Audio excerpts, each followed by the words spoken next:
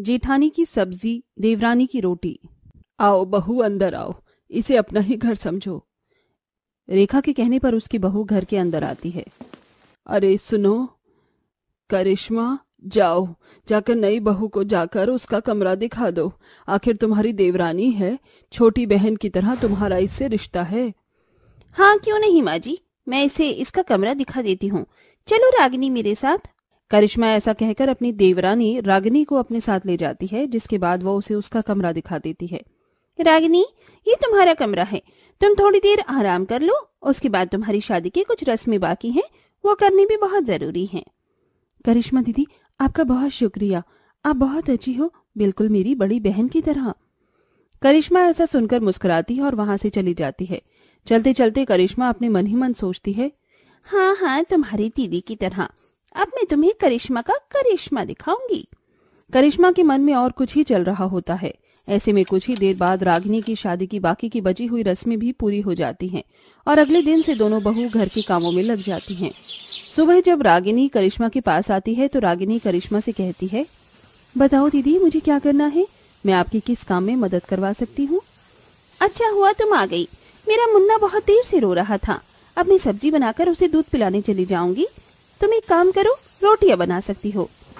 ठीक है दीदी, मैं सभी के लिए रोटियां बना देती हूँ। रागिनी डिब्बे से आटा निकाल लेती है, जिसके बाद वो आटा गूंदने लगती है। आटा गूंदने के बाद जैसे ही वो गैस पर रोटी बनाने के लिए चलती है, करिश्मा उससे कहती है, अरे रुको जरा, सब्र करो। दरअसल रोटियां यहाँ नहीं बनेंगी, रोटियां तो हमारे घर में सब लोग चूल्हे की ही पसंद करते हैं। लेकिन दीदी, मैं यहाँ चूल्हे पर रोटियां कैसे बनाऊंगी? परेशान होने की जरूरत नहीं है, हमारे घर में चूल्हा भी है, लेकिन वो छत पर बना हुआ है। तुम जाओ, छत पर जाकर चूल्हे पर रोटियां बना लो, तब तक सब्जी भी तैयार हो जाएगी। करिश्मा के कहने पर रागिनी छत पर पहुंच जाती है, जहां वो एक मिट्टी का चूल्हा बना हुआ देखती है। वो उस पर चूल्हे की रोटियां बनाने की कोशिश करती है, लेकिन पहली बार चूल्हा जलाने में भी उसे बहुत दिक्कत आती है। चूल्हे पर रोटियां बनाना तो बहुत ही मुश्किल काम है, लेकिन मेरे लिए कोई काम मुश्किल नहीं है, मैं चूल्हे पर रोटियां बनाकर ही रहूंगी। रागिनी बहुत ही मेहनत और लगन के साथ चूल्हे पर बहुत ही प्यारी प्यारी रोटियां बनाकर लेकर आती है। जब सभी लोग खाना खाते हैं तो चूल्हे की बनी हुई इतनी साफ सुथरी रोटियां देखकर सभी लोग बहुत खुश होते हैं। ये चूल्हे की रोटियां तो बहुत ही स्वादिष्ट हैं, और देखो इनके ऊपर जरा भी राख नहीं लगी। किसने बनाई है ये रोटियां? नई बहू रानी ने बनाई है रोटियां। कमाल है रागिनी, तुम्हें तो बहुत अच्छी रोटियां बनानी आती हैं। मैं तो कहता हूँ कि अब से तुम ही रोटियां बनाना। तारीफ सुनने के बाद रागिनी को खुशी तो बहुत मिलती है, लेकिन वो ये सब याद करने लगती है कि इतनी सुंदर और साफ सुथरी रोटियां बनाने के चलते कितनी बार उसका हाथ जला था। अरे अरे, अगर इतनी स्वादिष्ट रोटियां लगी हैं तो खाओ ना, और ये लो। रागिनी और करिश्मा सभी को पेट भर कर खाना खिला देती हैं। इस प्रकार सुबह शाम की रोटियां करिश्मा अब रागिनी से ही बनवाने लगती है। किचन में इलेक्ट्रॉनिक गैस के ऊपर खाना बनाते हुए करिश्मा अपने मन में सोचती है, ये तो बहुत अच्छा चल रहा है मेरे घर में। अब मुझे गर्मी में चूल्हे पर रोटियां नहीं बनानी पड़ती, मेरी देवरानी रोटी बनाती है और मैं जेठानी जो आराम से किचन में खड़ी होकर सब्जी बनाती हूँ। ये कितना आसान सा काम है। करिश्मा मन ही मन मुस्कुरा रही होती है तो वहां बेचारी रागिनी छत पर धुएं में रोटी बना रही होती है। पता नहीं ये कैसी लकड़ियां हैं जो जलने का नाम ही नहीं ले रही, कहीं ये गीली लकड़ियां तो नहीं? ओहो, तभी तो ऐसा हो रहा है। अब तो यहाँ और भी कोई लकड़ियां हैं ही नहीं, मुझे इन्हीं के सहारे रोटियां बनानी होंगी। रागिनी की आंखें धुएं से लाल हो जाती हैं। वहीं करिश्मा घर में आराम से काम करके चूल्हे से अपना पीछा छुड़ा लेती है। बेचारी रागिनी गीली लकड़ियों में जैसे तैसे करके रोटियां बनाकर लेकर आती है और अपनी जेठानी से कहती है, जेठानी जी, ये आज आप कैसी लकड़ियां लेकर आई हैं? इन लकड़ियों से तो जरा भी रोटियां नहीं बन पा रही थी, बहुत ही मुश्किलों से मैंने रोटियां बनाई हैं। दरअसल मैंने ध्यान नहीं दिया था, मुझे माफ करना, अगली बार से सही लकड़ियां लेने चलेंगे। धुएं की वजह से रागिनी को खांसी भी हो जाती है। अब रोजाना ही बेचारी रागिनी से चूल्हे पर गर्मी में रोटियां बनवाई जाती थी, जिसके चलते रागिनी बहुत ज्यादा परेशान हो जाती है और वो ये भी समझ जाती है कि उसकी जेठानी घर के आसान काम खुद करती है और उसे हर मुश्किल काम करवाती है। एक दिन करिश्मा अपने कमरे में बैठकर अपनी माँ से बातें कर रही होती है। अरे माँ, जब से वो बुद्धू लड़की इस घर के अंदर आई है तब से आपकी बेटी को बहुत आराम मिल रहा है। कोई भी मुश्किल काम मुझे नहीं करने पड़ते, सारे काम मैं उसी से करवाती हूँ और घर में सबसे कह देती हूँ कि सारे काम मैंने किए हैं। सब लोग मेरी तारीफ भी करते हैं। लेकिन बेटी, किसी के साथ ऐसा नहीं करना चाहिए। ओ माँ, आप भी ना, अब मुझे लेक्चर मत दो। मैं जेठानी हूँ उसकी, मैं उसे काम करवा सकती हूँ। चलो अब मैं फोन रखती हूँ, बाद में बात करूंगी। करिश्मा ऐसा कहकर फोन काट देती है, जिसके बाद वो नहाने के लिए चली जाती है। लेकिन कमरे के बाहर रागिनी ये सब सुन लेती है। अच्छा, तो ये बात है, मेरी जेठानी कुछ ज्यादा ही चालाकी दिखा रही हैं। अगर मैं घर के सारे काम करने के बाद भी तारीफ नहीं ले पा रही हूँ और मेरे हिस्से की सारी तारीफ मेरी जेठानी ले रही है, तो तारीफ के साथ साथ मेहनत भी उन्हें ही करनी चाहिए। रागिनी ऐसा सोचकर अपने कमरे में जाती है, अपना सारा सामान पैक करती है और अपने मायके चली जाती है। जिसके बाद जब ये बात करिश्मा को पता चलती है तो उसे उस समय तो फर्क नहीं पड़ता, लेकिन जब घर के सारे काम उसे ही करने पड़ते हैं तो उसे काफी दिक्कतें शुरू हो जाती हैं।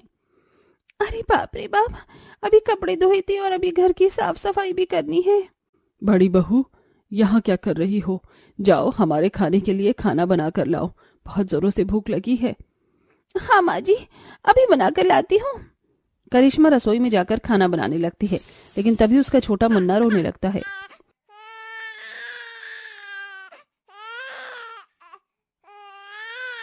अरे ये क्या, मुन्ना रो रहा है, मुझे जल्दी से उसे चुप कराना होगा।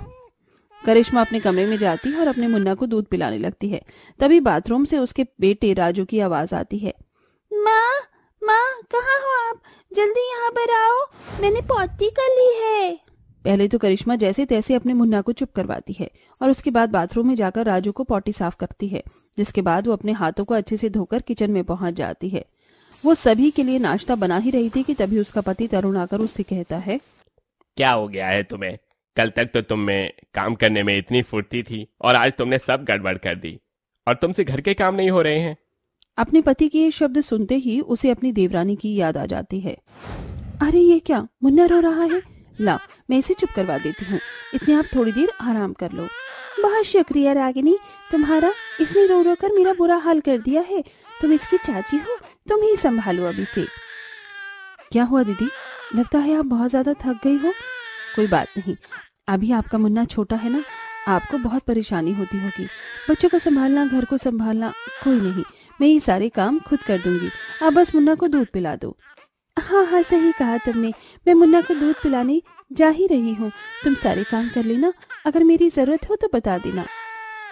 मैंने उस बेचारी को बहुत परेशान किया, शायद मुझसे परेशान होकर भी वो अपने मायके गई है। 10 दिन हो गए हैं, लेकिन मेरी देवरानी वापस नहीं आई।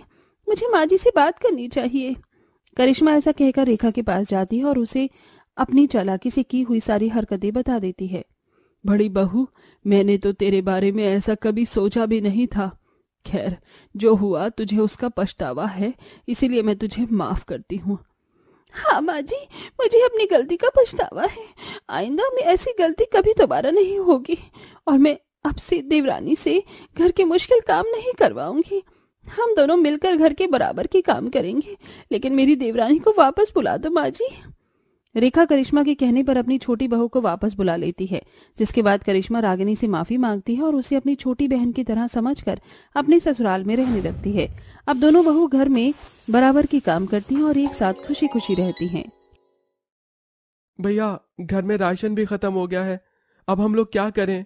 पूरे दिन दिहाड़ी पर काम करने के बाद भी हम लोगों को हमारी मेहनत की कमाई नहीं मिलती।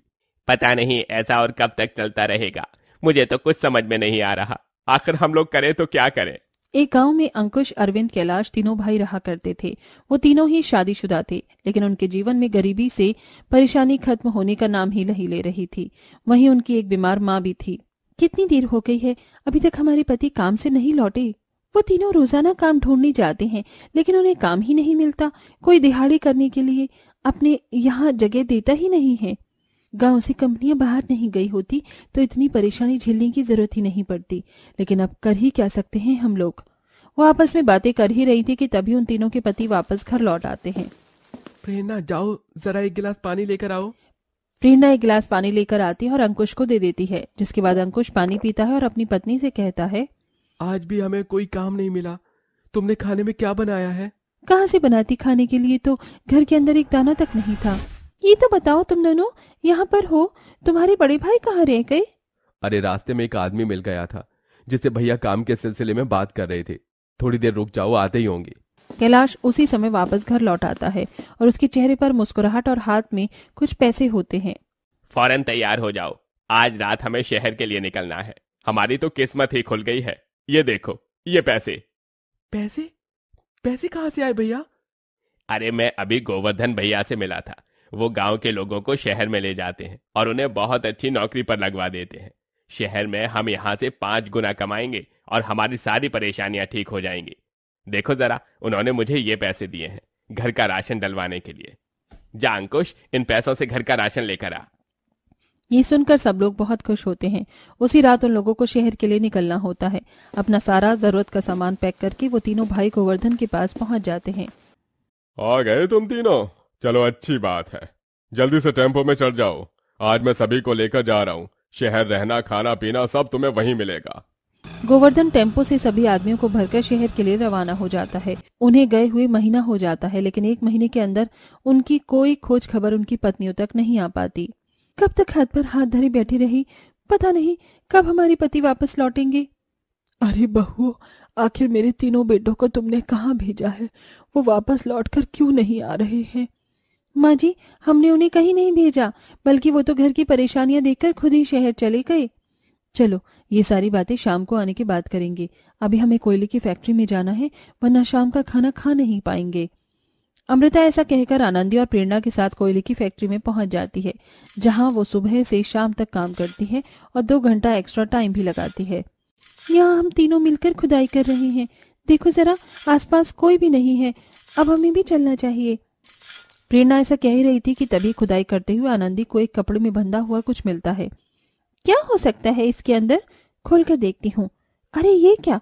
ये तो एक टिफिन बॉक्स है, लेकिन देखो जरा इसमें कितना पुराना और ये सुंदर है। सही कहा तुमने, लेकिन इस पर हमारा हक नहीं।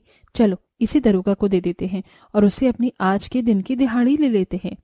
तीनों बहू दरोगा के पास जाती हैं, लेकिन दरोगा के साथ साथ वहां सभी मजदूर अपने अपने घर जा चुके थे, जिसके बाद वो तीनों भी उस टिफिन को लेकर अपने घर पहुंच जाती हैं। उस दिन उनके घर पर खाने का एक दाना भी नहीं था। पूरे दिन भूखे प्यासे रहने के बाद वो तीनों बहुएं उस टिफिन को हाथ में लिए एक दूसरे से बातें करती हैं। हमारे घर में खाने का एक दाना भी नहीं है, बहुत जोरों से भूख लगी है।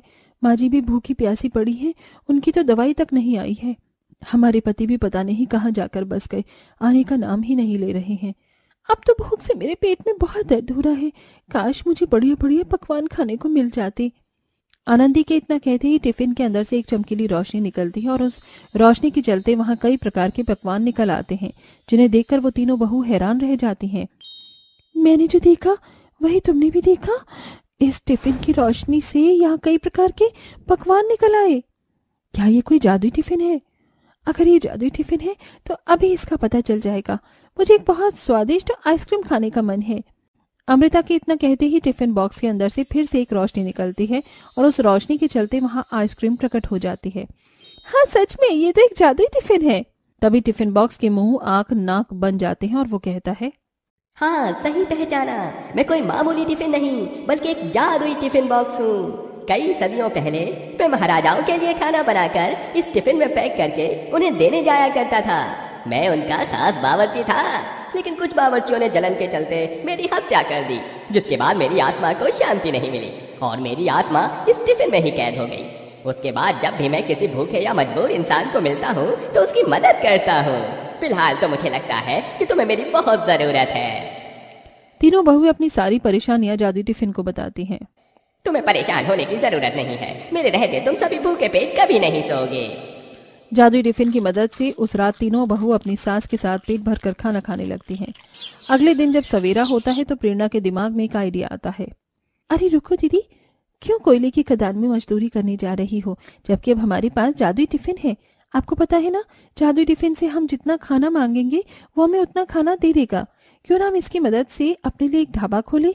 सुझाव तो अच्छा है, लेकिन तुम ये बताओ, ढाबा खोलने के लिए जगह और टेबल और बड़े बड़े बर्तन कहाँ से आएंगे? हमारे पास वो तो कुछ भी नहीं है। प्रेरणा अपने गले से मंगलसूत्र उतारकर उसे बेच देती है, जिसके बाद कुछ पैसे आ जाते हैं।